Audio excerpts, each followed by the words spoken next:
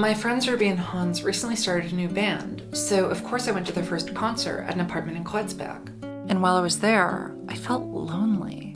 I was surrounded by people smiling and laughing, but I felt lonely. It took me back to early on in my transition, when I didn't want to meet up with Ruby or Hans or other cisgender heterosexual friends of mine. They couldn't have been more supportive of my transition, but I think I took them not being trans, or at the very least not queer, personally. I was struggling with the weight of transition falling on my shoulders, the weight of having to work at it every day, to seemingly fight against my body, to advocate for myself in a flawed healthcare system, to radically change almost every part of my life, all while trying to find some joy in it. Even though I was accepted by my friends, I still often felt like the odd one out. I still felt like the other. And though I've come a long way since those early days of transition blues, I was at this concert, and once again, I felt lonely.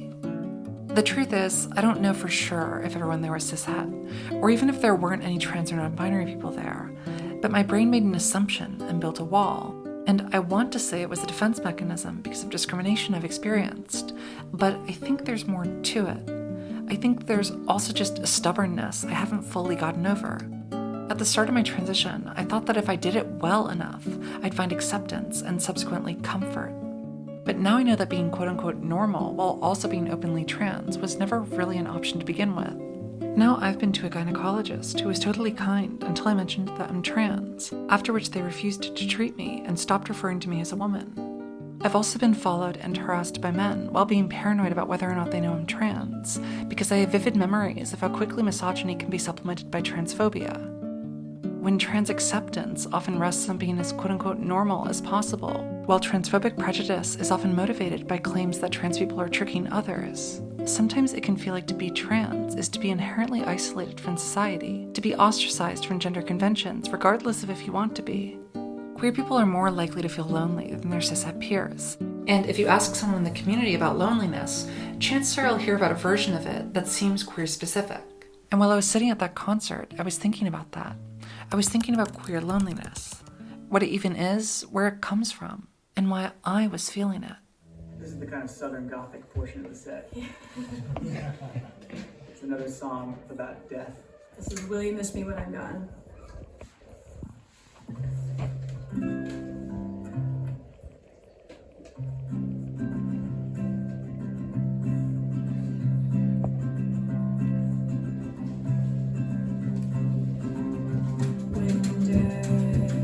Shall close these eyelids, and this heart shall cease to beat,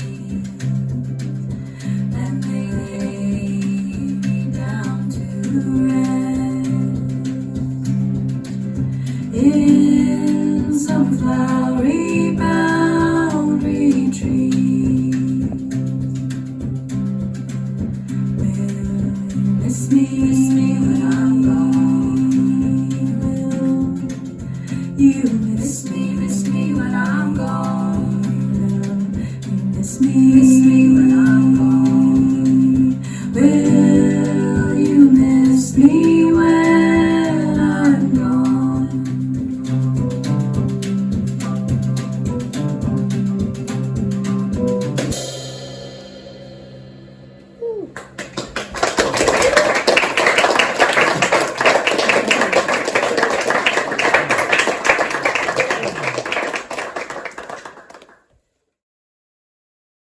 So it's been about 10 years since I came to Berlin for the first time, and when I first came here I was 19, so in 2014, and I didn't really know much about Berlin or really much about life at all, but I immediately fell in love with the city, and part of that was because of the queer culture. And in Berlin, a lot of like the queer culture means like clubbing and music and all of that stuff in between.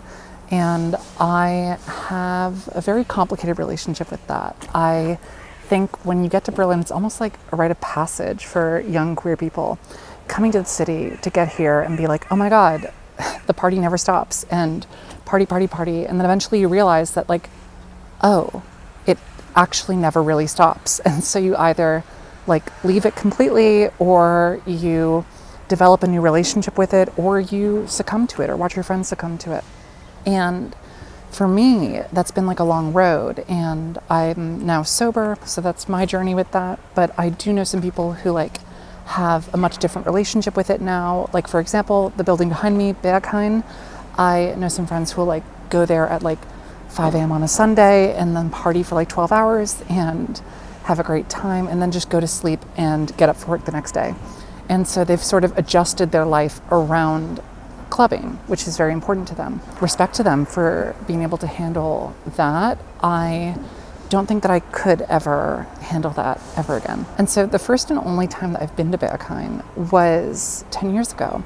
And I'll never forget waiting in line with a friend of mine, like trying to look as cool as possible. I was smoking a cigarette and holding a copy of Albert Camus' The Stranger, which was very much my vibe at the time. And so when we, to our surprise, all got in, we went around and I was in, let's say, a certain state of mind. And in this certain state of mind, I wanted to dance. And so I just like completely lost it and was dancing and was having so much fun and was listening to such beautiful music and was seeing my friends have fun and just having such a great time. But something that happened was that over the course of the night, I started to become increasingly lonely and sad. You can be in a room full of people and you can feel completely alone. And my goal that night was to hook up. And so I was trying to hook up. I like went to like the sort of sex area downstairs and I was not successful.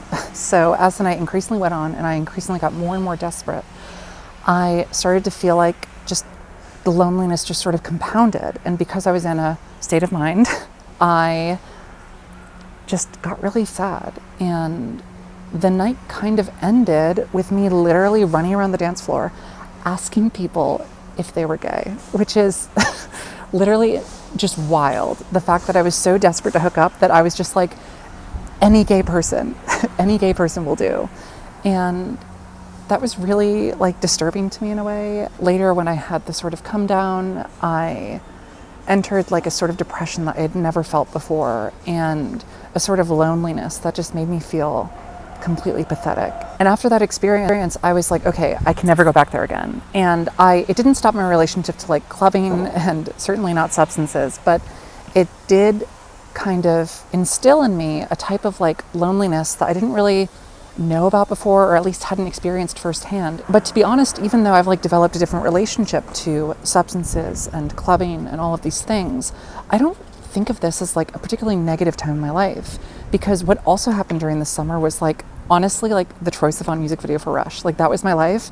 I would be like partying with people and just like having an amazing time, just like discovering pleasures that I had never even considered before. It really did feel like this sort of like liberatory thing that I was going through, which was discovering the beauty of just like enjoying things. That sounds silly, but like, I don't know, I'm grateful to the city. I'm grateful to the sort of queer culture that I've experienced, but it has been a journey. And eventually I realized that the party really never does stop here, but it had to stop for me. When talking about loneliness, many queer people focus on clubbing and parties. Older men I dated often made a point that they weren't into the scene, which basically meant that they didn't like queer celebrations, whether that meant going to clubs or pride parades. And exactly why ranged. There were some men who seemed focused on blending in with straight society as much as possible because of some unresolved shame they had for being gay. But there were also others who had been around the block and struggled with addiction and viewed clubs as places where substances destroyed relationships and community. The men who weren't into the scene also often talked to me about feeling lonely and isolated. It wasn't that they didn't want to be a part of the queer community, they just didn't think that there was a place for them in it. The link between queerness and nightlife historically came out of necessity. In societies where it wasn't possible to be yourself in public, queerness was often confined to venues and situations out of view of the mainstream.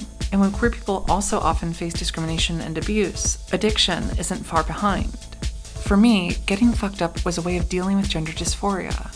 It was an easy way to get out of my body, to forget the pain I was feeling. But as I dove deeper into it, I realized I wasn't escaping, I was drowning. And I was alone.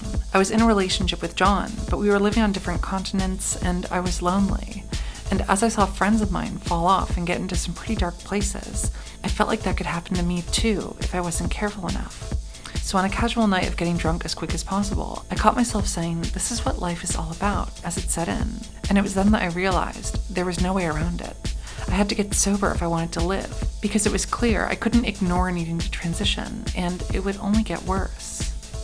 Discussions about substance abuse and toxicity in queer spaces aren't new, and while some people respond by either not questioning it or just distancing themselves from the community as a whole, I've seen others try to find solutions, whether that be through substance testing initiatives, other party safety approaches, or reconceptualizing the scene entirely.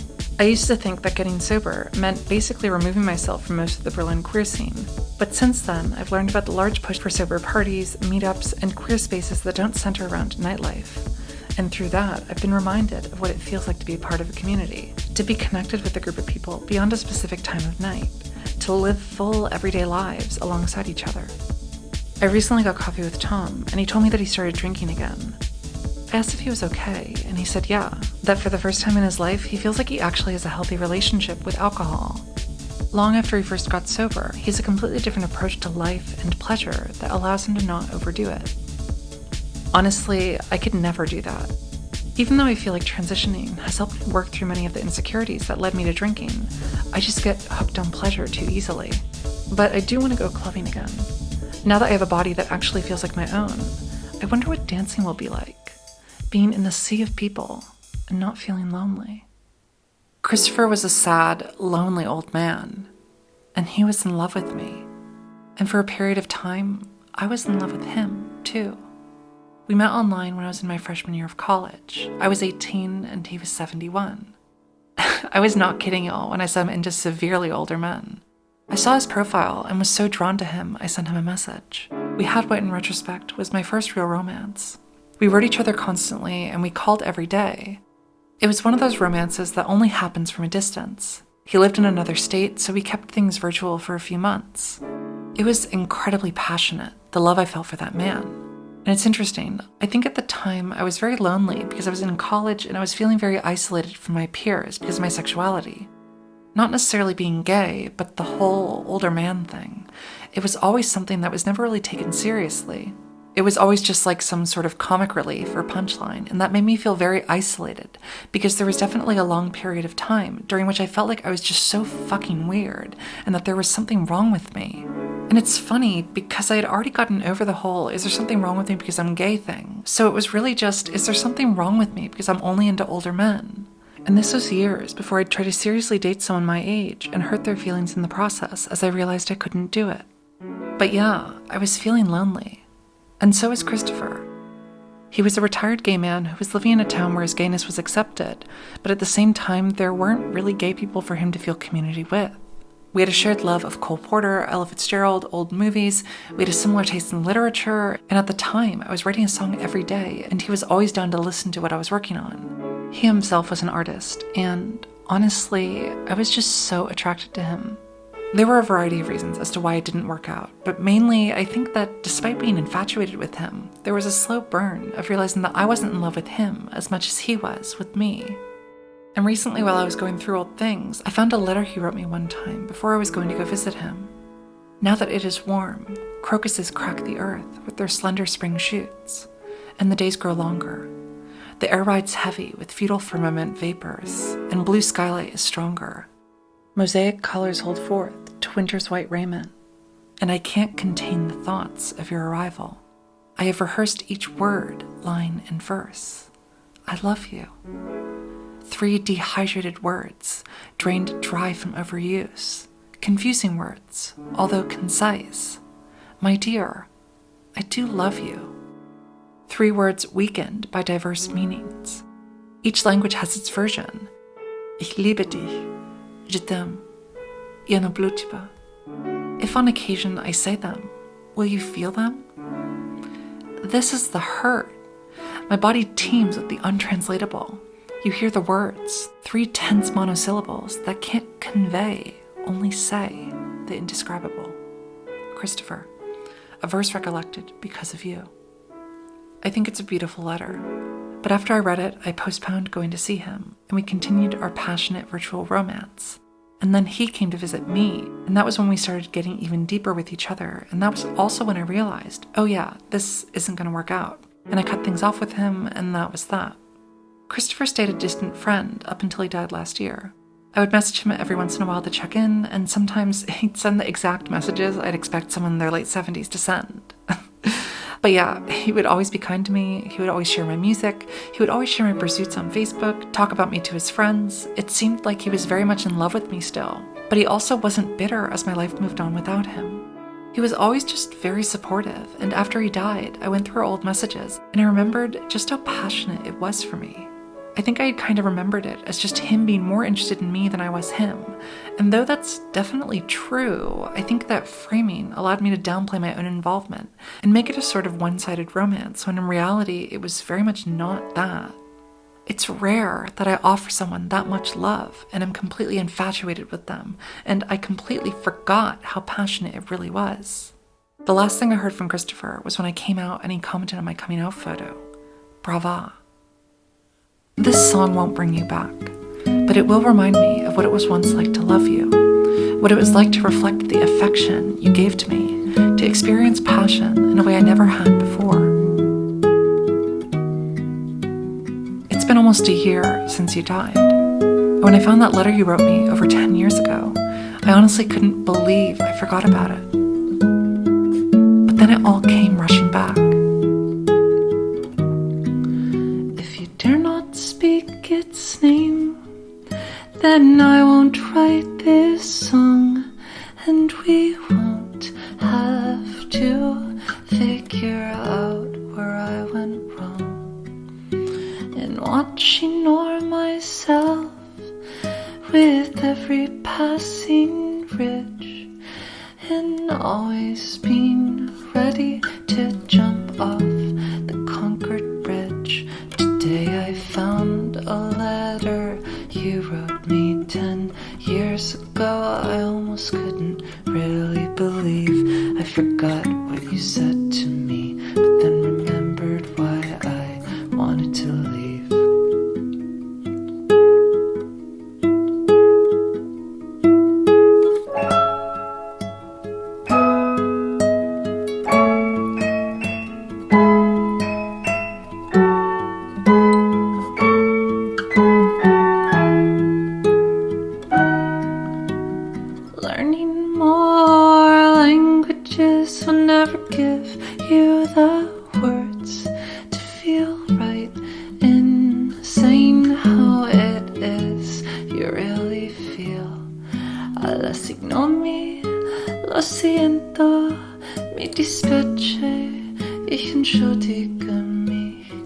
I guess what I'm trying to say is that I once felt shame. I too felt shame. I once felt shame.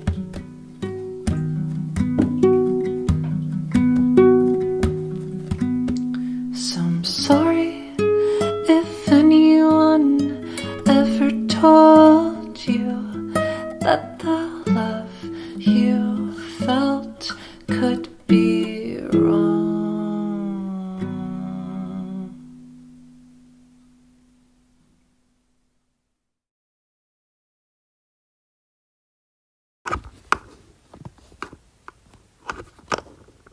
Hi y'all.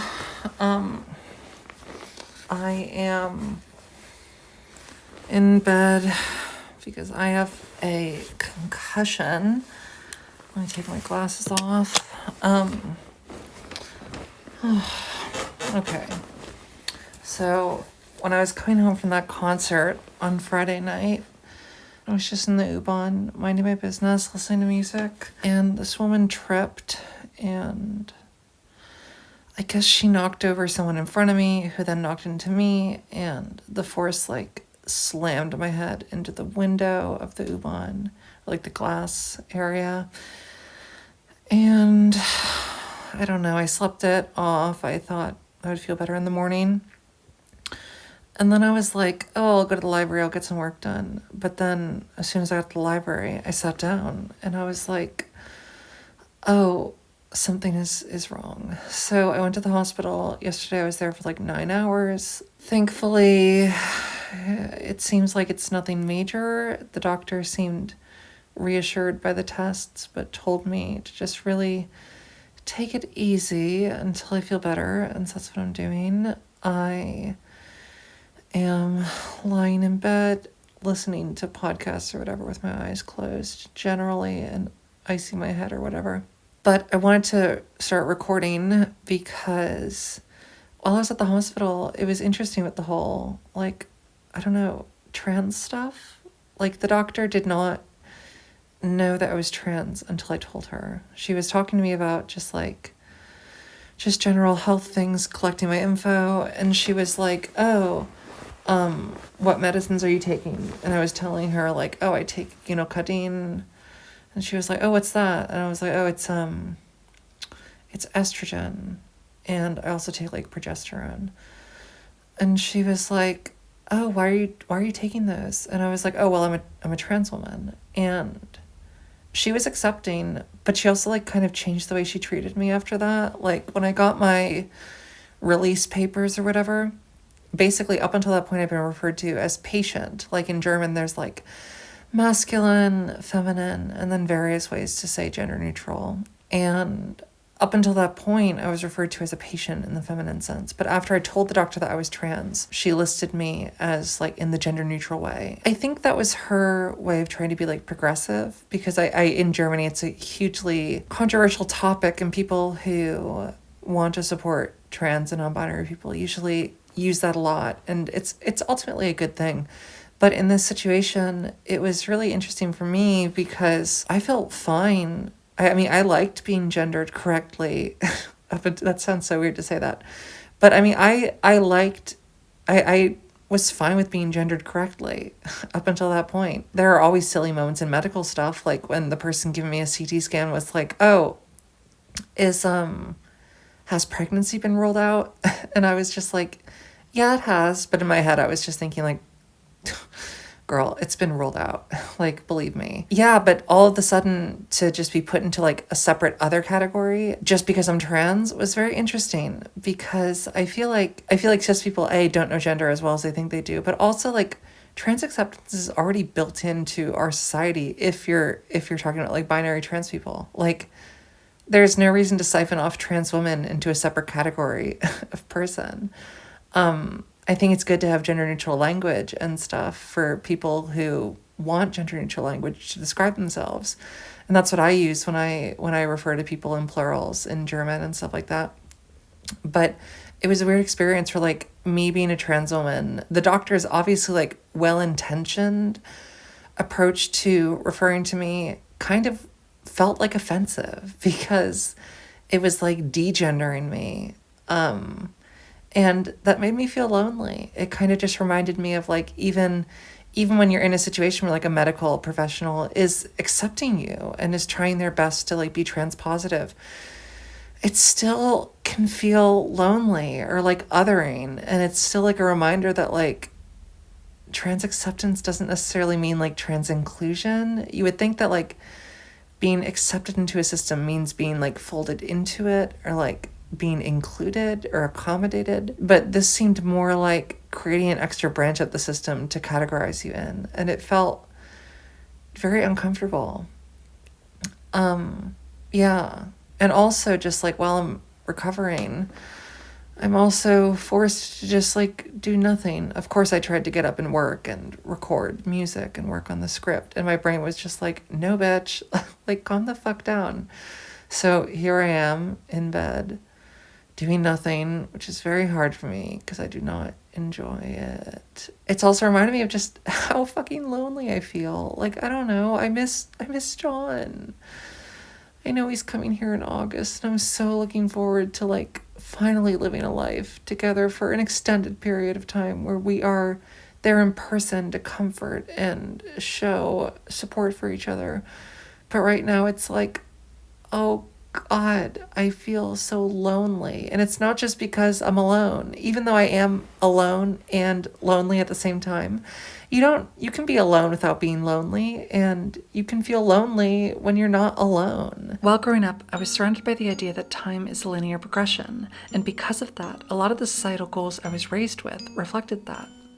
Go to school, find your passion, get a job, fall in love, get married, have kids, grow old, and retire. The exact order isn't always the same, but the growth is often very similar. As you grow older, you progress through your life. Part of the dissonance of being queer in a society that expects you to, well, not be, is understanding that your relationship to this progression will not only be different, but it might also be completely out of order or without certain parts. In his book, In a Queer Time and Place, Transgender Bodies, Subcultural Lives, Jack Halberstam looks at what he calls queer temporality, basically the idea that since queer people don't progress through their lives in the same way as their cis-het peers do, their entire concept of time is different. He uses this framework to look at a number of topics, such as how trans people are represented in media, and how queer people responded to the AIDS crisis shortening their lives by reimagining their trajectories. Queer uses of time and space develop, at least in part, in opposition to the institutions of family, heterosexuality, and reproduction.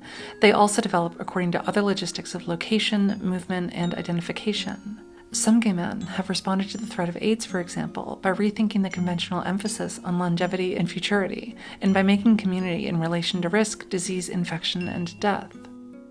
And yet queer time, even as it emerges from the AIDS crisis, is not only about compression and annihilation, it is also about the potentiality of a life unscripted by the conventions of family, inheritance, and child-rearing.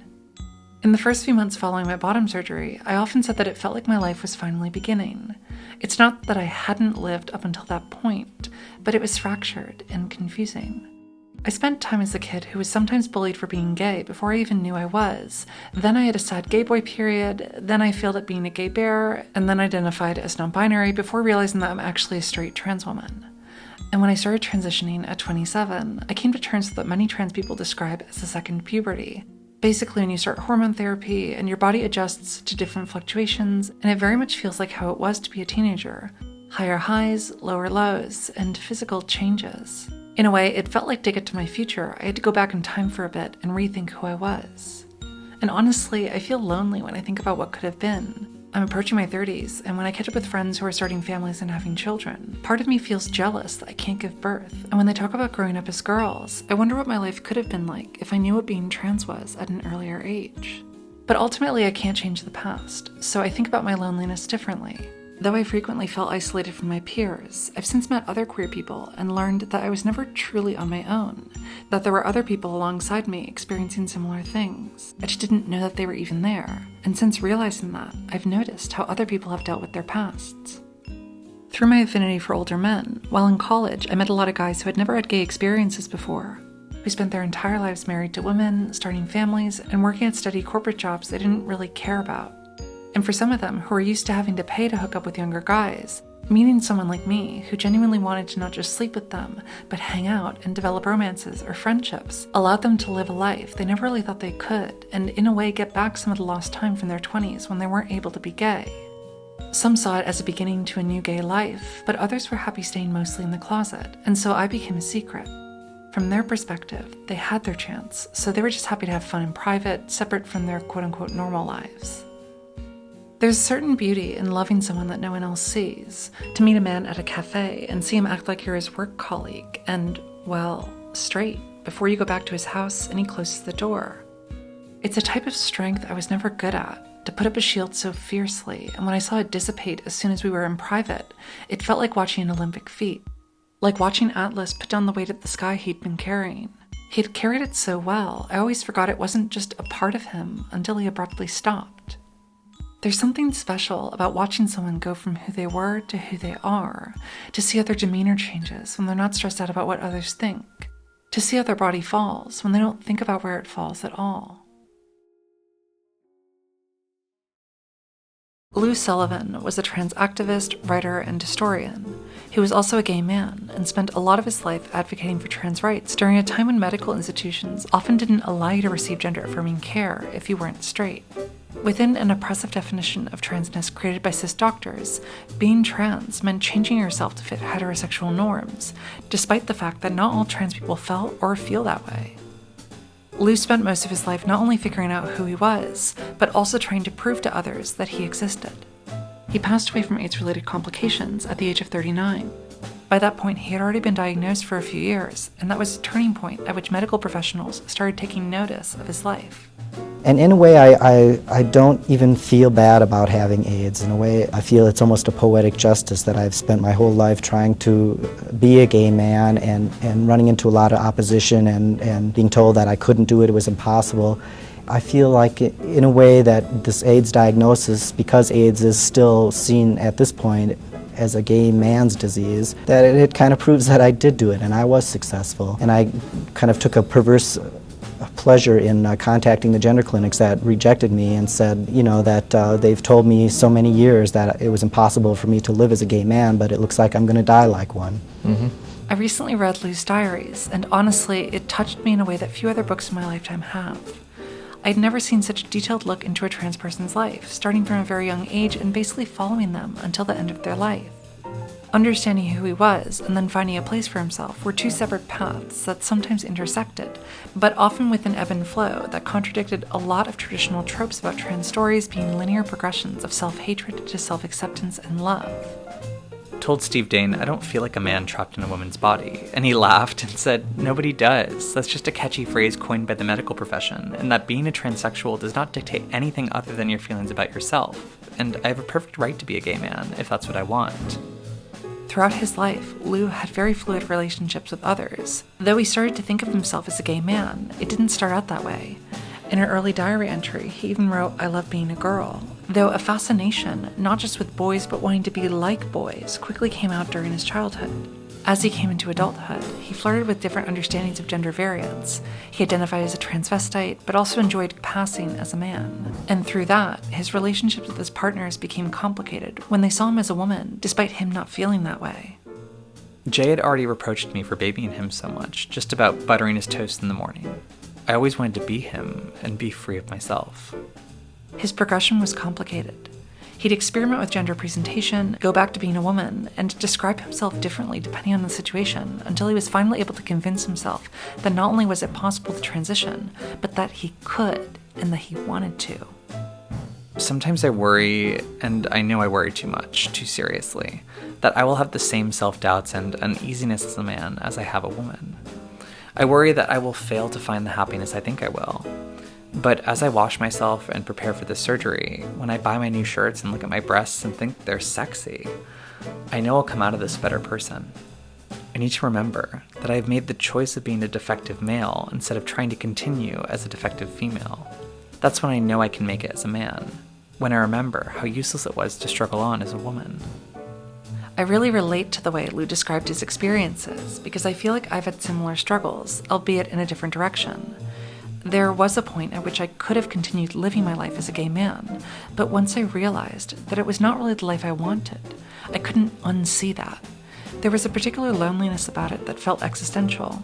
To be in a happy relationship and still feel so much struggle, to realize that the confusing part wasn't who I was attracted to, but where I was standing. And that's why I could never be a man in a relationship with a man, because it feels so different than being seen as a woman by a man. And once I realized I had to go on that journey, it gave me a sense of direction, but it didn't necessarily alleviate the loneliness.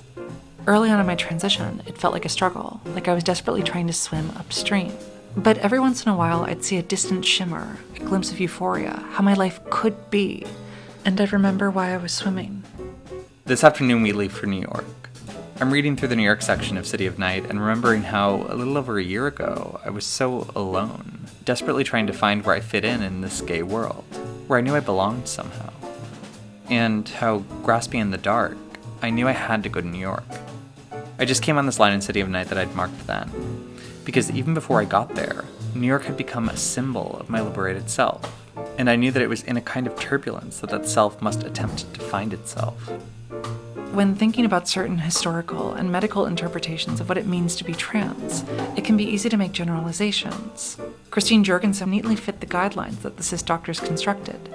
But just because those were often the only types of trans people being studied, doesn't mean that they were the only trans people. Even Candy Darling, someone I've spoken about before as fitting very much within traditional views of binary transness, was hesitant to get bottom surgery because she was worried she would no longer be unique if she did. She realized that she wouldn't be Candy Darling anymore. She had seen other people who had sex changes and they weren't fabulous. They were like normal women. And even with Lou, he was someone who both valued being stealth, cruising without men knowing that he was trans, but also was a big trans advocate and completely open in other contexts. And he acknowledged that difference and how it affected his life, and there was one time when a work colleague approached him about someone having seen a TV appearance he did as an openly trans man when he didn't think anyone at his job would notice, and he denied that it was him. In a time of more open acceptance for trans and non-binary identities, I sometimes see myself and others make generalizations about the past without acknowledging that a lot of our understanding of our recent history is limited to the type of trans people doctors screened for, and often without acknowledgement of non-binary or third gender identities at all. So when I read Blue's diaries, I'm comforted seeing a trans person from a different era so thoroughly break down misconceptions through just sharing his most intimate thoughts, and showing that trans experience, just like queer experience, has always had the potential to be many things at once, a way of trying to make sense of the world around us and our place within it. Sometimes I think my life has changed so much, I no longer know what is or isn't good or bad or important or unimportant. I just got high and went in front of the mirror to really look at myself and really try to see myself as others do. I immediately see the worry lines carved into my face, now aging and showing all the fighting. In my eyes, I see a deep sadness, a deep down panicking of always striving towards something you'll never have. I think I better start slackening up on myself and stop running, stop being afraid of every situation. I want so much to relax into being a man, but I just spent so much time running from being a woman that now I've got that hopelessness, that despair, and almost horror etched into my face. How will I look in 10 years? Like a frightened man? I need to relax all my muscles. Sometimes I wonder if my discomfort with transitioning, taking these steps to have agency over my body, I wonder if that frustration I sometimes feel actually has to do with transition, or if it's just part of what it means to be human, finding a way to take control of your life and find meaning in it while you still can. 1 hour after they unhooked me from the transfusion, I was in the car with Jerry, and I'm now at a weekend retreat called the California Men's Gathering. It's a 3-day event at Camp Swig near San Jose. Last night was the welcoming ceremonies, and what a rush to hear and be among all these men whooping and groaning and breathing heavy. Lots of bongo drums and swaying back and forth. There was lots of intense and intoxicating male energy, and I became quite overwhelmed, one of the few times, and I just let the tears fall, thinking of my life, of the journey I've made, how sad and hopeless I was as a young person, feeling I could never belong, never be one of the guys. I found my place in this world, when before I felt so alienated, a creature from outer space. This quote-unquote male bonding ritual just seemed to bring me to the peak of my journey. I've made it. And then the irony. The brick wall, the downward spiral of this disease in my body. But I feel so proud to have really reached my male aspirations, my goals, that to be faced with an end to my life seems not so awful.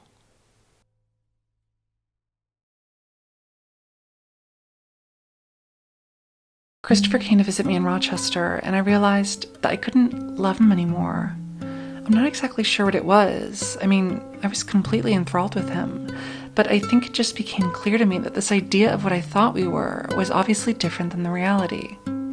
I think it makes sense that when you communicate with someone online, that when you meet in person, you find that there are things, behaviors, mannerisms, and just like energies that can't really be conveyed over text or even through the phone. But to be confronted with those differences after months of having a different image in your head, well, it made me wonder if I was just misinterpreting things or if my feelings had really changed.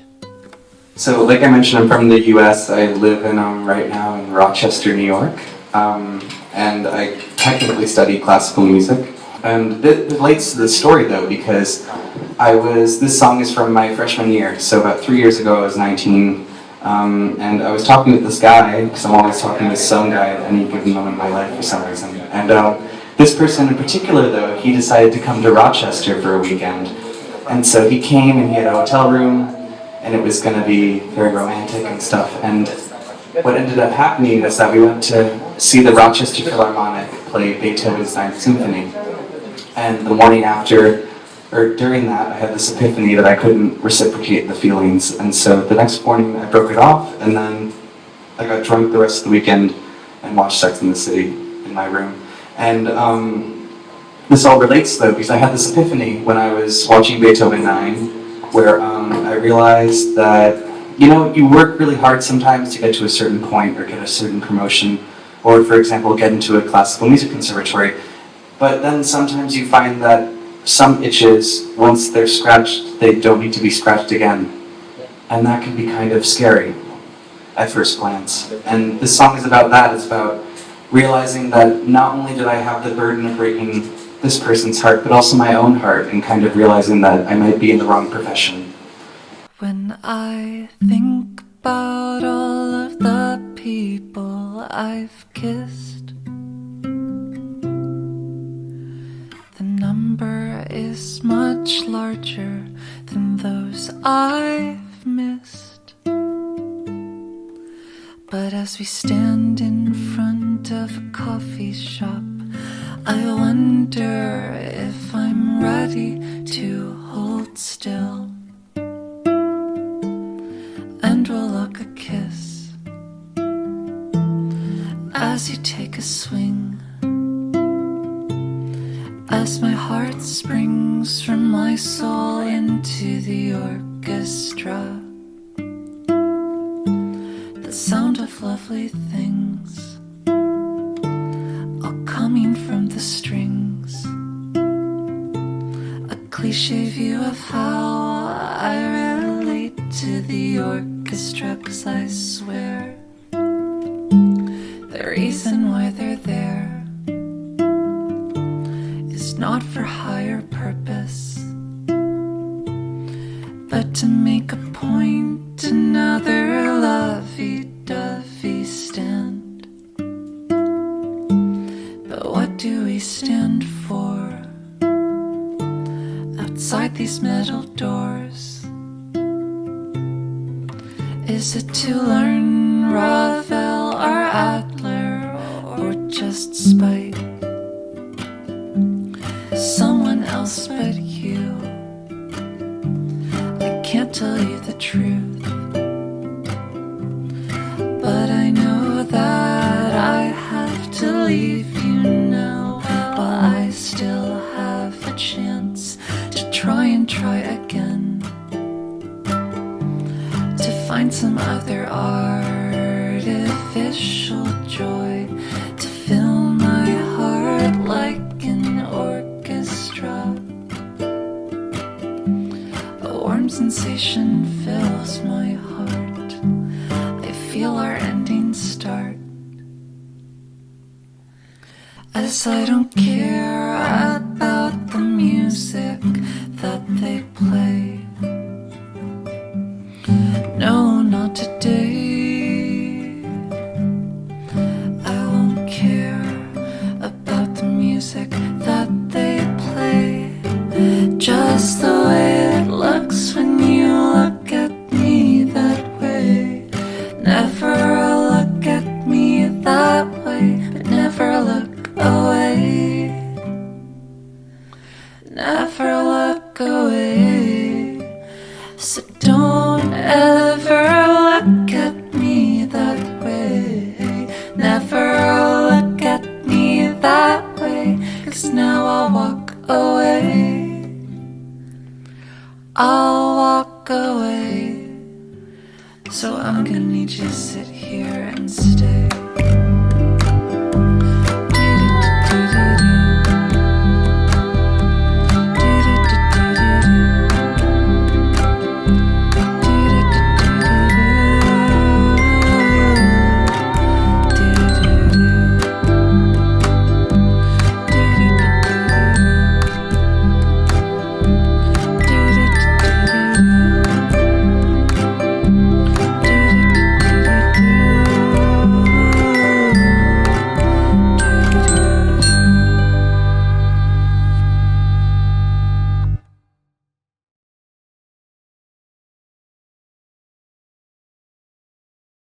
Something I didn't mention about that Berghain story from earlier is that while I was going through my experience, I was keeping an eye on a friend who was partying with the man he had just met. When I started coming down and I noticed that the sun was up, I went to go get my friend so we could leave, and I spoke with the guy, and he introduced me to his boyfriend, a very femme twink. When he introduced himself and I heard his voice, I laughed. It was one of those involuntary laughs where I could quickly stop myself and cover it up with a cough, and in a loud club, nobody really noticed anyway. But I did. I'm gay, not a was something I said quite a bit when I was 19. I hung out with a lot of very masculine gay bears, and while I was really just a bear in training, I clearly picked up on their mask for mask worship. A type of queerness that can be simply an aesthetic preference, but it can also come with a worldview that reinforces a type of internalized queerphobia, an expectation that gay men should act a certain way. And when I caught myself laughing, I realized that my preference had turned into a prejudice, just like it had for many of the masculine men I spent time with. And I felt a wave of shame wash over me. I don't think anyone noticed, but I felt incredibly uneasy, like I was going to vomit. We left Berghain and went back to my friend's place. I didn't want to explain what was going on in my head. So after a while, I left and rode the S-Bahn back to the dorms, and I couldn't stop thinking about how much I hated myself. A few hours earlier, I was running around a dance floor trying to find anyone who was gay, and somehow I thought I was better than someone else? What exactly was I clinging to if the confidence I thought I had was built on resentment towards others? I was too sad to really answer that, seemingly because of the come down. So I just got in bed and slept for 14 hours straight. The next morning, I decided that it was time to finally put a picture of my dating app profiles. Up until that point, I had been someone who was both openly gay, but also somehow faceless on the apps. I always just sent photos when people asked. But after the shame I felt from the night before, it was clear that if I wanted to be a better person, I would need to truly accept myself, not keep playing this weird game of discreetness while also so harshly judging others in my head. Pain becomes pain. It's a cliche to say that hurt people, but it's also no surprise to me that after struggling with hate I received from others, I would embrace a type of queer existence that still had a lot of internalized queerphobia in it. And there's a specific type of loneliness within that, basing your entire life on what's essentially a defense mechanism. So even when you're actively oppressing others through your own prejudices, you still feel like you're under attack. And through that, queer loneliness becomes a weapon, and isolating others from a community they have just as much of a right to be in as you do becomes a strategy. And I've yet to see anyone participate in that cycle of harm unscathed. There is a type of desperation in loneliness, and sometimes when dealing with queerphobia, when dealing with that type of isolation from society, it can feel intuitive to think that the way to overcome it is to take control of it. But if you stop there, instead of using that control to dismantle it, you run the risk of simply perpetuating it. And that's not how communities are built, it's how they're torn apart. And redefining queerphobia to point it away from yourself is a different thing than overcoming it. So when I see queer people show prejudice for other parts of the community, I can see it as an ultimately irrational and destructive way to try to find acceptance. But I can also remember how I once struggled. And for me, the reality is that the process of untangling the queerphobia I grew up around did not end when I came out. And there were moments along the way when I thought I was finding community, but it was more like joining a group of friends who also wanted to ingest poison. Only this time, we made it ourselves. I keep returning to this interview that Randy Wicker did with Sylvia Rivera in 1995. At the time, she was homeless, and in the interview speaks about her life, work, and what's most important to her. I've always been a rebel, and I'm not even thinking of myself or getting myself off the streets at this point. I'm thinking more of the people that have the HIV virus. Sylvia often focused on parts of her local community who were ignored by the larger queer rights movement, and her activism, along with the work she did with her close friend Marsha P. Johnson, had a huge impact on trans and gay culture of the mid-60s onward, and through that, both have been sort of deified as key figures in founding the modern-day trans rights movement. But when this interview was filmed, Sylvia was homeless, and she talked about her struggles, about going deeper into alcohol after learning about Marsha's passing, and a recent attempt at taking her own life. And though her influence was widespread, she faced difficulties within her local community. It actually was like the 4th anniversary gay march when I was beat up on stage by Vito Russo. Mama Jean told him to go ahead and do it. That's when Gino Leary got powerful and drag queens were no longer needed in the movement. I have been beaten. I have had my nose broken. I have been thrown in jail. I have lost my job. I have lost my apartment for gay liberation. And you all treat me this way? But despite opposition to her, she stayed focused on direct action and helped others who struggled like she did. But even through the end of her life, she felt at odds with the mainstream queer rights movement. I see this movement becoming a straight gay movement that only believes in that almighty dollar. I don't understand. We do not owe the straight community a damn thing, so why should we be giving them our money? This is no longer my pride. I gave them their pride, but they have not given me mine. When I think about Sylvia, I think about how much I admire her perseverance and insistence on living with dignity and helping others do so as well. And I also think about prejudice within the queer community, how much racism is a part of it, how people struggling with homelessness, addiction, and mental health are often cast aside in favor of those who are deemed more quote-unquote presentable to the mainstream. And I think about the people I've seen thrown out of queer spaces who said or did horrible things while struggling with addiction or experiencing a mental health crisis. And I think about how I didn't really reach out to them, how I didn't make sure they had somewhere to go, assist them in getting help, making amends, and getting their life back on track, because I was afraid of being seen as enabling someone who was causing harm. So instead I just watched as my peers, people who also considered themselves progressive queer activists, isolated someone who was clearly struggling. And I think about how useless the notion of community is if we aren't truly committed to helping everyone.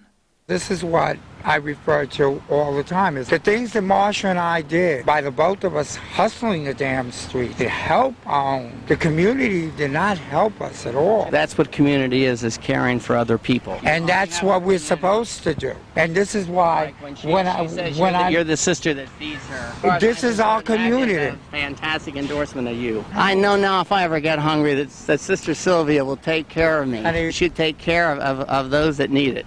Right? I've been doing it for years. You know, in Yonkers, I was named Ma Sylvia by all the queens. I took them in.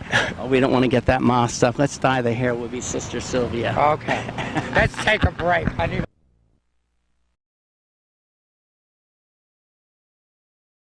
When I first moved to Berlin, I began probably the most painful relationship I've ever had. To this day, I feel like I'm still healing, reminiscing, forgiving, and trying to make sense of what feels like such an utterly senseless time in my life. When that all came crashing down, I felt a loneliness I had never experienced before. After spending enough time being who someone else wanted me to be, I couldn't recognize myself. Throughout our relationship, we were living in Mitte, the city center, in a building that was soon to be destroyed. My ex was clinging onto his cheap rent, so as the area was renovated and gentrified, we stayed huddled in a piece of early 2000s Berlin as the building was literally being torn down around us.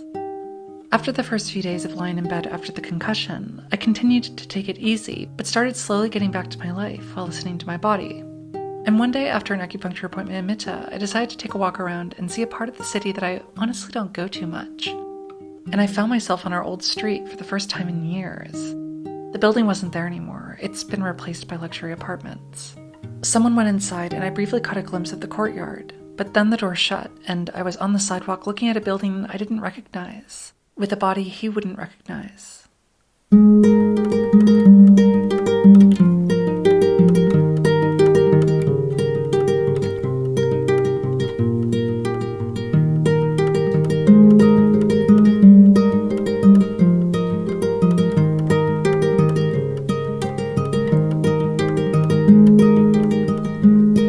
It's a short walk from here to the silent green, and maybe the weather won't be as bad as it seems.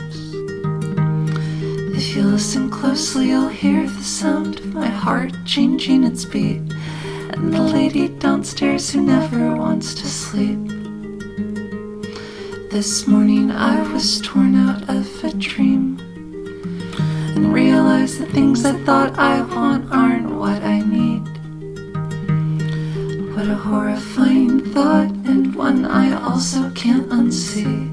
The things I thought I want aren't really what I need.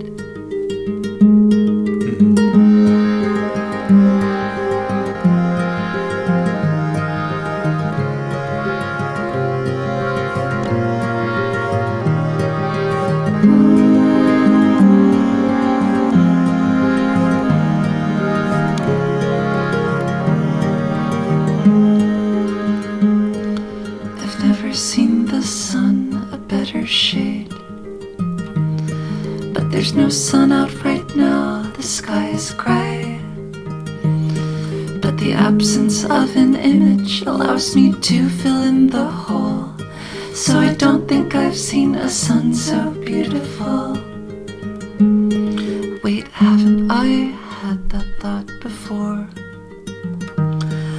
already carried all this weight that once was yours. But if you hear me come, you might not even recognize the sound. The last building on your street to be torn down. The last building on your street to be torn down. Sometimes I wonder if I'll ever be found.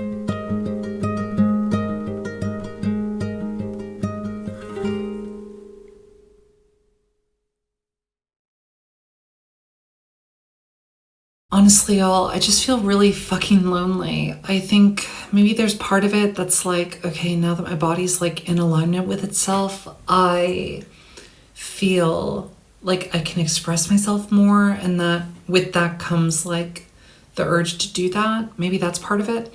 But it also just feels hormonal. I don't know. It feels like just a very existential type of loneliness that I've never felt before. Because I think the issue is that my gender expression and just my experience of gender in the world has always been like output, but also input. It's how I express myself. It's how I conduct myself in the world.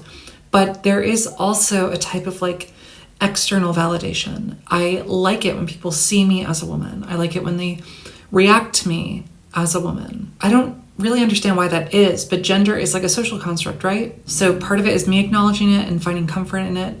And then there's also part of it being that people are acknowledging my role in this sort of gender binary. And so I think that's where a lot of like the existential loneliness comes, is that I am starting to feel comfortable in myself and I'm starting to put this sort of vibe out into the world, but I'm not really able to experience a sort of external validation that I typically associate with like gender euphoria. And to not be able to feel that is such a weird thing, especially when it was like before, I don't know, sex was not really like the driving force in my life. I do so much to keep myself occupied with like music and work and making videos and just learning about the world, that it was always just like something that was lovely and I loved, but it wasn't like, my self-confidence didn't rest upon it. But post-op, post-hormone fluctuation for the third time, I guess, it feels different.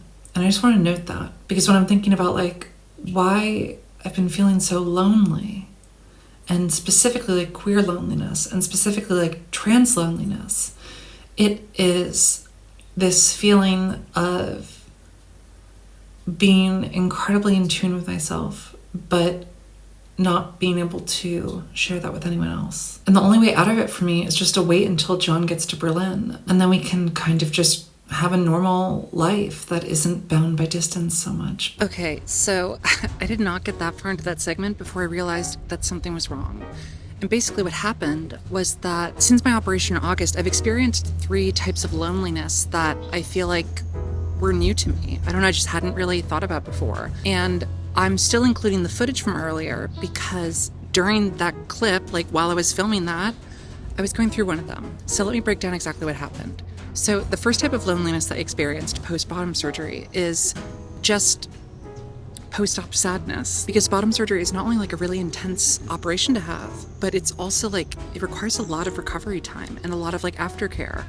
And even when I was in the hospital, even when I was like surrounded by people who were there to help me and who had a lot of experience with it, I was still feeling very lonely, because you're in this experience where like your body just went through this major trauma and you're kind of just like completely paranoid, like always worried, like what was that? Like, was that an infection? Am I bleeding? Like, what does this mean? And honestly, like there is something just traumatic about that. And I'm grateful that John was able to go visit me in the hospital, but he eventually had to leave. And even when I was home alone in Berlin, he couldn't stay in Berlin with me the whole time. So I was mostly on my own. And even though I also had like a bunch of trans women who I could contact at any point to ask them questions, it still felt like very isolating. And that was a type of loneliness that I didn't really anticipate. But of course, all of that for me was definitely worth it. I wouldn't be talking about this in such a positive light if it didn't change my life in just such a radically positive way. So that was the first type of loneliness I experienced that was quite new to me. And the second type was like hormonal. When you go through something like that, quite literally, your body radically changes, like not just with regards to your genitals, but also like for me, like your body stops producing as much testosterone as before. And for that reason, your body might react differently to the same dose of hormone therapy. And for me, I also like added progesterone to my routine, which isn't necessary for trans femme HRT, but it is something that many trans femme people opt for because it can sort of help with feminization in certain aspects of like breast development, and then also it can sort of affect your emotions positively. And early on in my transition, I went through what many trans people describe as like second puberty, which is like when you start HRT and your body has like different hormone levels that are fluctuating. But after the operation, I also experienced that sort of like acute loneliness that I associate with like pubescent like angst. I experienced that in like a new way because of these new hormone fluctuations post bottom surgery, but also just like being in touch with my body and like my sexuality in ways that I was discovering for the first time, and therefore it felt like a new thing for me entirely.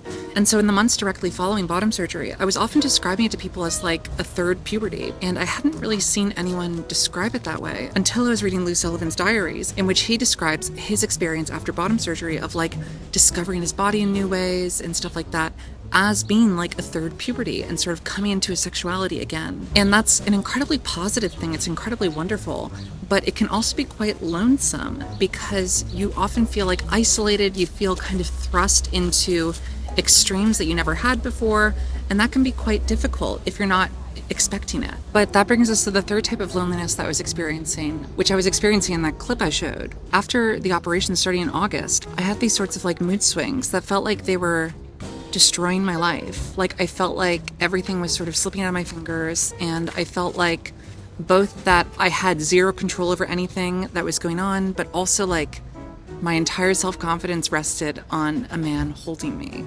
It produced like a really deep depression and a really deep loneliness. And specifically, it had like a huge effect on my marriage because I would experience like these sorts of very rapid mood swings and like very long periods of like irritability and sadness and loneliness and just like sort of desperation.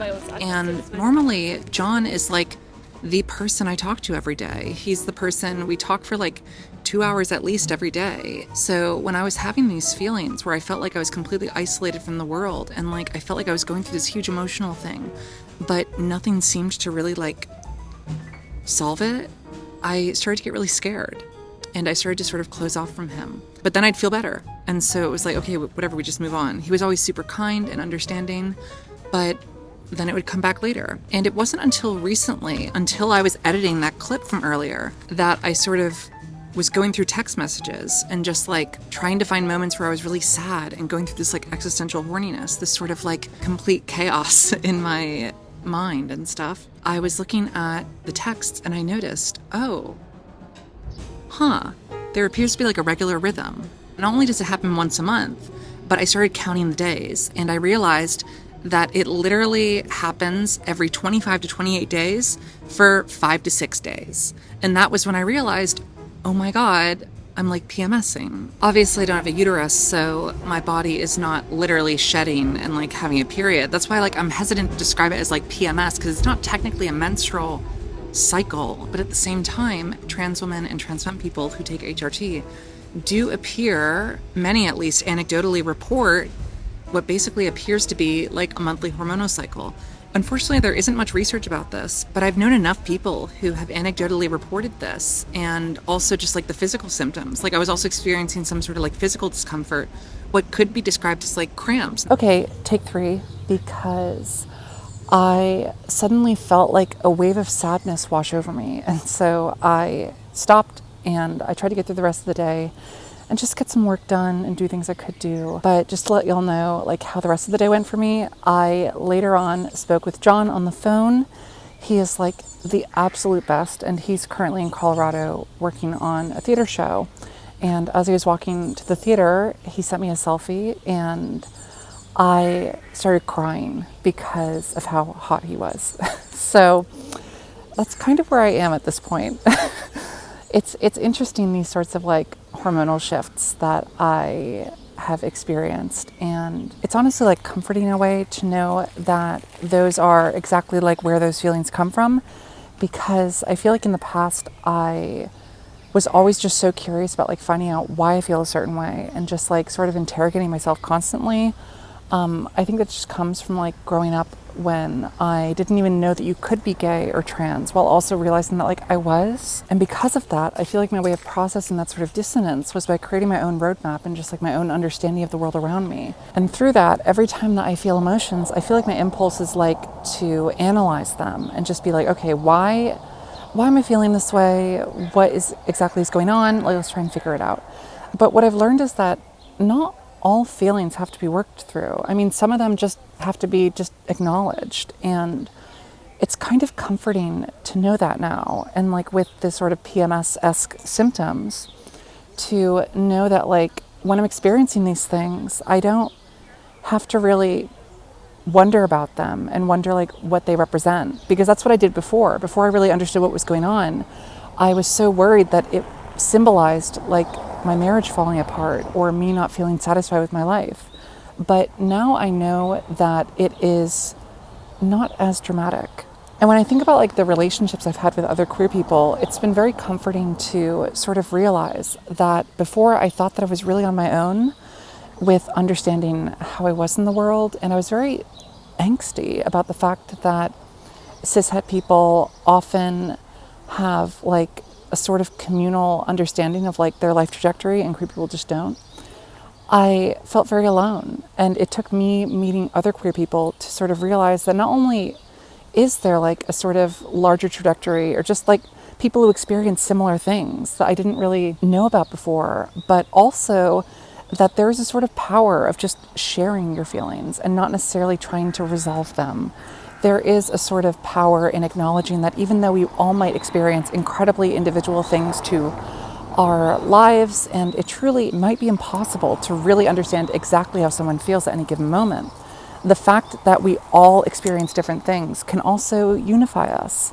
And with queer people especially, knowing that like you're going through this really unique individual sort of pain or loneliness, but there are people who are not going through the same exact thing, but something similar, like that is comforting. And as I've been experiencing these sorts of PMS things, before I knew exactly what they were, I was of course thinking that my life was falling apart. So I was calling friends and asking for advice. And one of the friends who just gave me such incredible insight was my friend Gerald.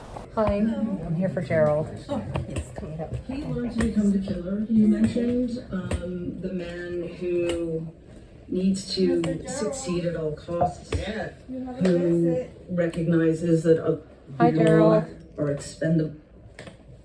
You're leaving? Hi. Oh, hello. Oh, it's you. Yeah. Hi. Hi. Come in, my darling. Marlena. Yes. How are you? I'm wonderful. How are we? This is Sally. This is Marlena. Hi, nice to meet you. Marlena is a close friend from Berlin. Oh, and other places. Come in, my dear. And sit down. I'm glad to see you. Sure. This is wonderful. This is Gerald Busby, one of my dearest friends. John introduced us in 2018 when I was 23 and Gerald was 82. He's been living at the Chelsea Hotel in New York City since he moved in 1977. At the time, the hotel was an artistic hub, a place where some of the most influential figures in music, art, literature, and film passed through. He got a room through his mentor, composer Virgil Thompson.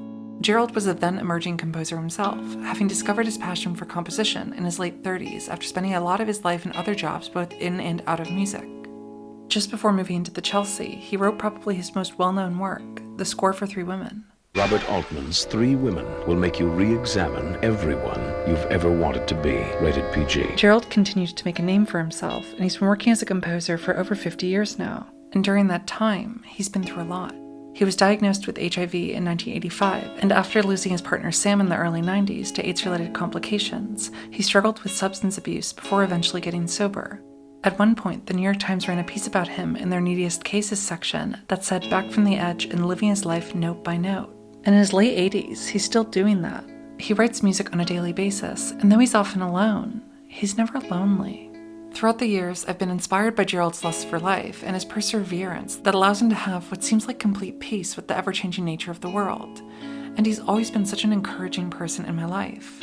We've written each other a lot over the years and have shared music, philosophy, and when John and I got married a few years ago, his gift to us was writing a song using lyrics I'd been working on. He's one of the last remaining residents at the Chelsea, and though a few years ago I'd navigate a construction site to visit him, it's now a place where people can pay a couple $100 a night to stay in a renovated hotel, while the remaining residents pay around that much for their monthly rent.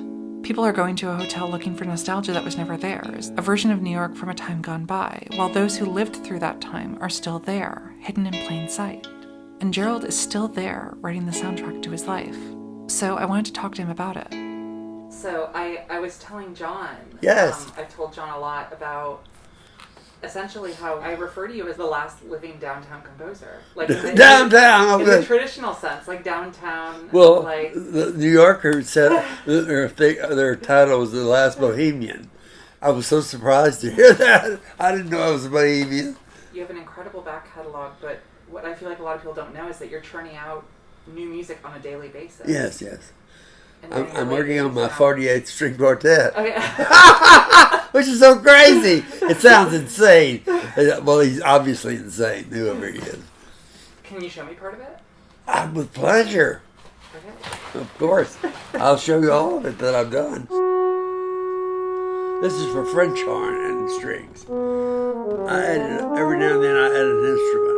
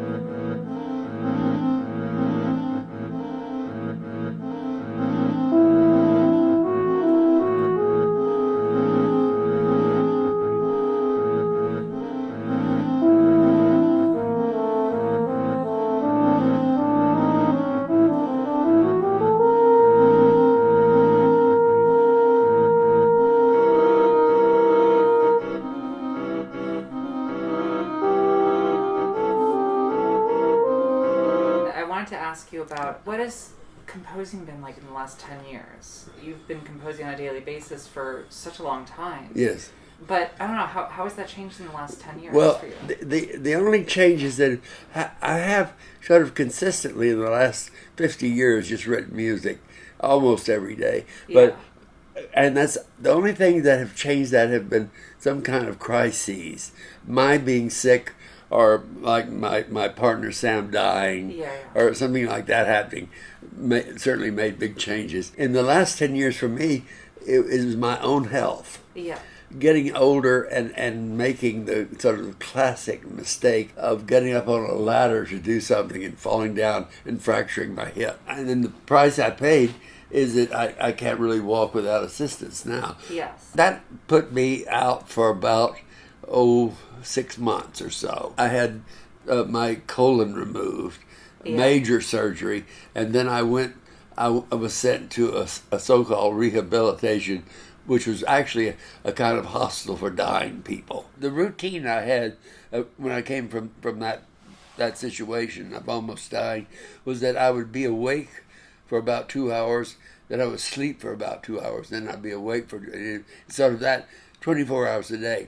And so the time I was awake, I would immediately come to the computer because, that was the only thing there was for me to do that was interesting. And I went to Facebook and I wrote music. Yeah. Writing music particularly was kind of my way of staying alive. Yeah. That assured me that I could still think and I could still work and I could, there it was. So I immediately I set this goal of writing 50 string quartets by the time I was 90. Actually, I'm going to exceed that. I'm on 48 now, and I'm 88. Gerald's music has taken on a variety of different forms throughout his life, but something that's always struck me is his approach to harmony. The way he conceptualizes pieces is very fluid, and the harmonic world, or basically which notes he chooses, is usually based on intuition. And because of that, his music often doesn't rely on key signatures or other traditional ways of grouping notes. To me, it feels like falling asleep, slowly mesmerizing, and then all of a sudden you're out of this world.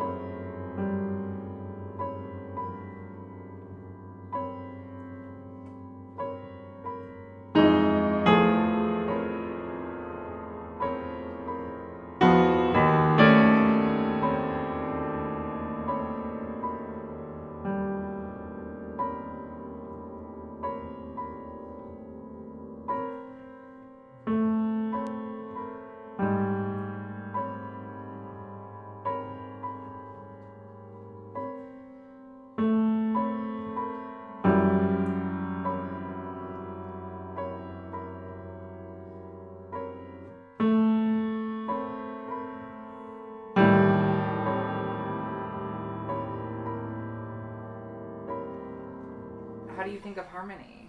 I don't think about it. The whole thing is not to think about what I'm doing. Yeah. And not to generalize and not to theorize and not to do any of that. Yeah. I started, when I worked for Paul Taylor, who was really the first genius I worked with, he didn't give interviews. He said, I do not talk about what I do.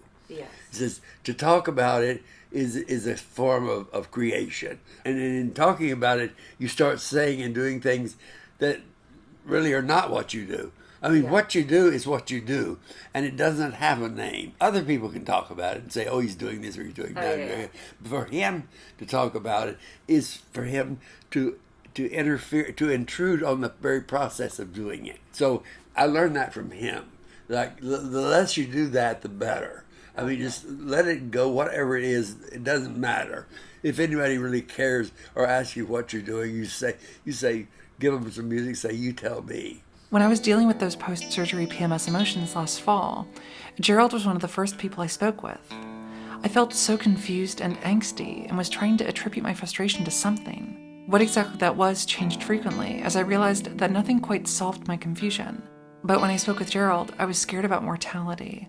I was returning to insecurities I had early on in my relationship with John regarding our age gap, my worry about us not having enough time together, and what it means to fall in love with someone while you're both at two different stages in your lives. Well, I remember a few months ago, I called you and I was very much struggling, specifically with my relationship with John. Yes. This was after my bottom surgery. Yes. And I called you and I was just very confused about, it seems so silly now to say, but I was very preoccupied with the age difference between me and John. Of course. And specifically me worrying about, like, oh my God, I've been waiting my entire 20s to be with this man I love. Yes. And he will have gotten to Germany. I'm becoming more disabled. Yes. And I was very insecure. And I remember asking you about, like, how do you reconcile this sort of, like, unpredictability of life and mortality with just, like, keep going? Yes. And your response was kind of very apathetic, not to my cause, not to my experience, but more apathetic to caring about that sort of stuff. Yes, that's the point. You were in, like, a positive way. Yes. You were very encouraging to sort of let go of those sorts of worries. Yes, yes. How do you feel about that? Well, indeed. Well, it's like letting go of good and bad. Yeah. How do you proceed to your own advantage, honestly and truthfully, without reference to any form of ultimate good and bad, or what you should do or what you shouldn't do. See, so that your reference is not in looking for a principle to follow, but in looking in yourself to see what produces the most, how you blossom. What do you do that makes you blossom the most? Yeah. Well, it usually begins with what makes you really happy. Something I don't know if this is too personal. Do you fear death? No, yes and no. Yes. Yes and no. I fear it in the sense of being disappointed that I can't have the sensations of eating and seeing and sleeping and sucking and whatever else that I don't do but dream about. So in that sense, I do. But in an overall sense, I don't really fear no. Yeah. It's not a major thing. It gives me pause. Yeah. There's no question. And I'm delighted that I can still put sentences together at the age of 88. You've been through so many things. Yes. And you have such a lust for life. I do. Would you say you do? I feel like you do. I do. I agree with you. I do. I really do. I love it. So wonderful. I love it. After I was done asking my questions, we hung out and caught up for a bit. I wasn't having the best day, and honestly took a lot of solace in hearing what he had to say about his life, music, and the world around him. When I talk to Gerald, I feel less afraid of loneliness, of death, and of life. And seeing a friend who has been through so much be just so confident about how grateful he is to wake up every day, well, it gives me hope. So even though the interview was done, I quietly started recording again. There's a thing about going old that you get slowly, the discomfort state increases. Yeah. It's not major, but it's you never feel really, really good. It's got a thing because things are falling apart or rotting or whatever they're doing. But you have to counter that with pills or whatever imaginary things. Yeah. But so there's that, some of that, but that doesn't really get me down at all. Uh-huh. I consider myself incredibly fortunate to be able to be at the computer. Computer is not. God, I can't imagine what it would be without that. What do you want your legacy to be? As a composer, as a person? I do a composer. I'd love to be remembered as a major composer, but who knows? Yeah. I don't, and of course that's nonsense too. That's like, who knows what that doesn't mean. When I say major, I want to be remembered as a composer who stirred emotion. And and that was what Altman told me about Three Women. The only thing he ever said to me about it, we were at a production of an opera that he directed in Chicago, and he said, "Oh, Gerald, I wanted to tell you," and I think it was not long before he died, so maybe he just wanted to tell me before he died. He said, "I think your music for Three Women is so perfect that I don't know how to talk about it." Wow. That was it. Yeah. And that meant something to him. I mean, the fact that he couldn't talk about it, yeah. Whatever that might mean. But it was an ultimate compliment. Yeah. I never had a compliment like that. That's one thing that makes death not difficult for me, is that I've at least written one piece, maybe two pieces that will live beyond me. Yeah. And I'm glad of that. That's good. Yeah. Maybe some others will, maybe they won't. Yeah. I won't know it. But those will. Yeah. And that makes me happy. Now, how long are you going to be in town? I love Berlin year-round, but there's a certain energy that comes out in the late spring and early summer that reminds me of when I first came here. 10 years ago, I arrived at Tegel Airport to study with a composer and had no idea my life was about to radically change. When I posted about it on Facebook, one of my friends commented, "Be prepared to never come back." And as soon as I felt the sort of magnetic pull I have towards the city, I understood exactly what he meant. I was 19, and life in Berlin felt unlike anything I had experienced up until that point. The men I slept with, the people I partied with, all of them encouraged me to find joy in living, which was honestly something I hadn't really considered. I then found out that I love speaking German and learning languages, and my affinity for 1920s queer music led me to become passionate about that part of the city's history. So it makes sense that I felt drawn to staying here. I would go back and forth for the next few years as I finished up school in the States, but my heart was always pulling me back to Berlin, to the point where "take a shot every time Jake mentions Berlin" was a joke among my friends. Even when I was mainly making videos about Disney music, Berlin would sometimes find a way in, like when I spoke about how Threepenny Opera influenced The Little Mermaid, or about a lesbian Mickey Mouse cafe and its proximity to the city's complex and disturbing queer history in the early 1930s. Recently I saw Ano while waiting for the U-Bahn. He's one of those beautiful men who reminds me of exactly why hairy gay guys are called bears. A wonderful smile, a thick beard, and just a joyful, cuddly demeanor. I hadn't seen him since we last had sex in 2016, and when I approached him and explained that I used to be Jake, he looked confused, like he was wondering how we knew each other. But then his face lit up, and within a matter of minutes, we had explained what each of us had been up to in the last 8 years, and I made a note to go see one of his performances sometime.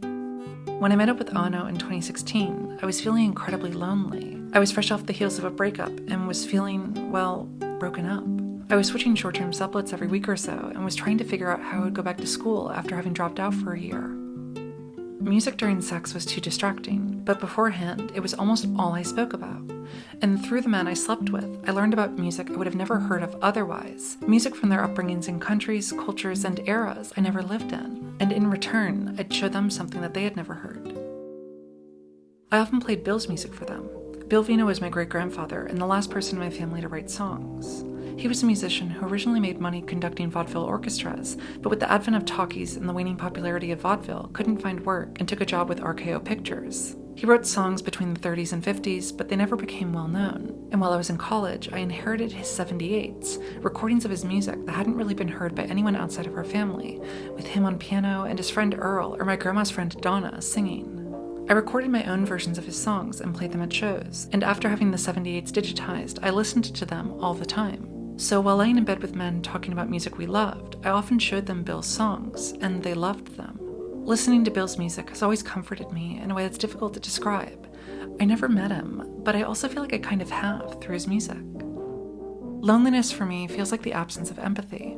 It's easy for me to think that the way to work through feelings is to understand them better. But recently I've learned that's not always true. Sometimes it just needs to be recontextualized, like realizing that my monthly existential crises aren't a sign that my marriage is failing, but that I'm having hormonal things I just have to wait out.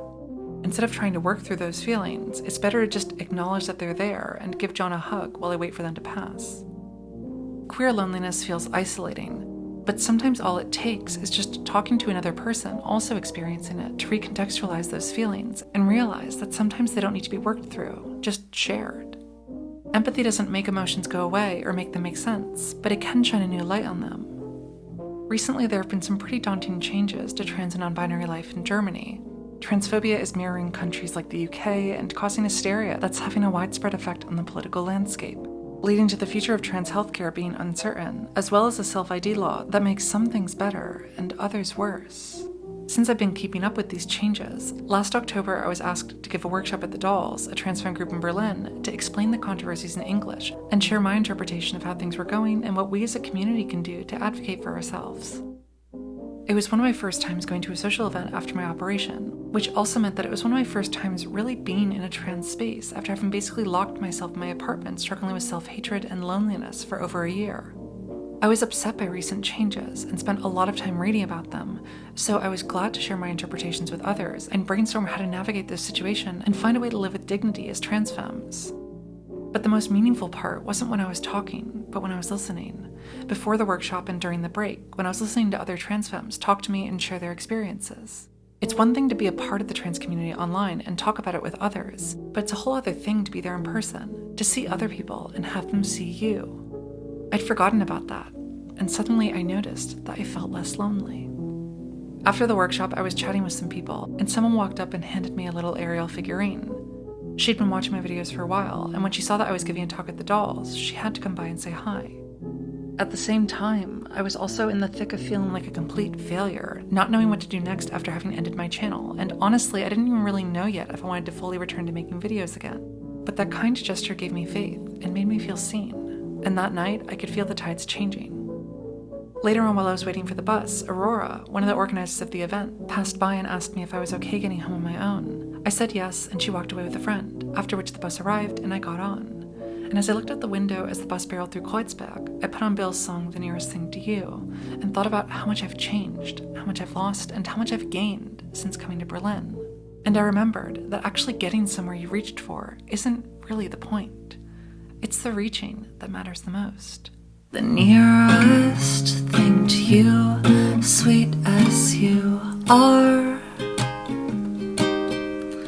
The nearest thing to you is the lovely star.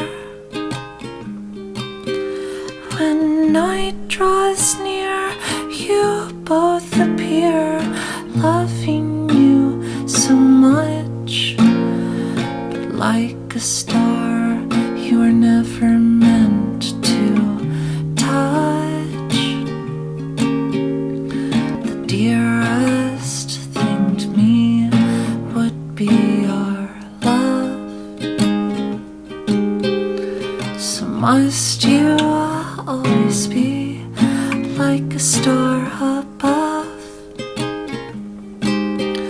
Why must you stay out of reach? Oh, why can't I teach your heart to love me too? Let me be